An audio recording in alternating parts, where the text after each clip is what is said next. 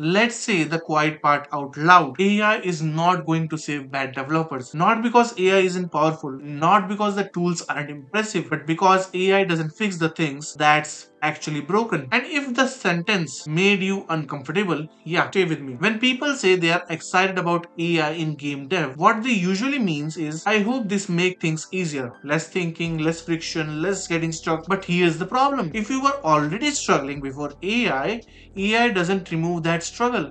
It just let you avoid it a bit longer. Let me explain what I mean by bad developers, because this isn't about skill level. A bad developer isn't someone who doesn't know enough. A bad developer is someone who avoids debugging, avoids decisions, avoids finishing, avoids sitting with confusion, and replace all of that with tools, tutorial, plugin, and now AI. Same pattern, new mask. AI can write code, it can generate assets, it can suggest solutions, but what it cannot tell you is why your game isn't fun, why your scope is wrong, why your system feels fragile, why you keep restarting. Those problems were never actually technical, they are behavioral. And here's why this matters for you. Because if you rely on AI to do thinking for you, you don't get better, you get dependent. So when AI gives something that almost works, and it always almost works, you are stuck again. Only now you don't even understand what you are fixing. That's not leverage, that's a deeper hole. Good developer use AI like a power tool. They already know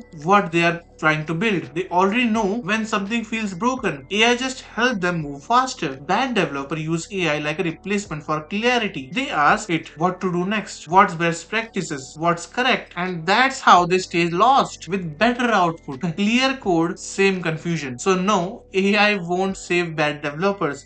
It will expose them faster, because when everyone has access to powerful tools, the only thing that stand out is judgment, decision making, taste, the ability to finish something without needing permission. If this video made you uneasy, that's not an insult, it's a signal. The goal isn't to avoid being replaced by AI, the goal is to become the kind of developer AI actually makes stronger. That means thinking before generating, understanding before copying, finishing before restarting. If this reframed how you are thinking about AI, hit like. It helps the right devs see this. Subscribe if you want game dev talk that doesn't hide behind tools or trends. AI won't save bad developers, but it will amplify the good ones. Which side you are on is still completely up to you. Now go open your project and solve one thing without asking a tool what to do. That's where the real upgrade starts.